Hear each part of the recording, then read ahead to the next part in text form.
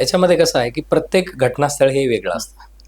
आता घटना कशी आहे, समजा एखाद्याला चाकूने बोसकून मारलेला आहे, हं. ठीक आहे, 8-10 वेळेस वार केले सपासप, पण ते तिथं त्याचा मृतदेह पडलेला आहे, तो आरोपी पसार झालेला आहे. तर मग तिथे घटनास्थळ गेल्यानंतर आता आपल्या शरीरामध्ये काय आहे की रक्तवाहिन्या ज्या असतात, यामध्ये प्रचंड हाय प्रेशरने रक्त जे आहे ते वाहत असतं. हं. हाय ब्लड प्रेशर असतं. त्यामुळे ज्यावेळेस एखादी वेन कट होते तर रक्ताच्या चिळकंड्या उडतात. हो. मग ज्यावेळेस त्याला स्टॅब केलं जाईल तर त्या भिंतीवरती ते रक्ताचे शिंतोडे उडतील, त्या जमिनीवरती रक्ताचे शिंतोडे उडतील.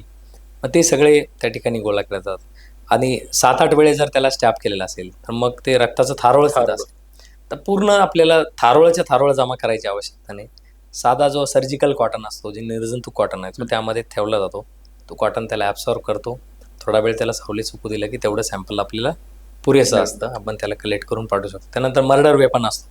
चाकू त्याने तिथे आतमध्ये बॉडीमध्ये सोडलेला असेल तर तो चाकू त्या ठिकाणी घेतला, त्याला एअर ड्राय करतात, सावलीमध्ये सुकवतात, नंतर त्याला रॅप करून तपासणीसाठी पाठवलं.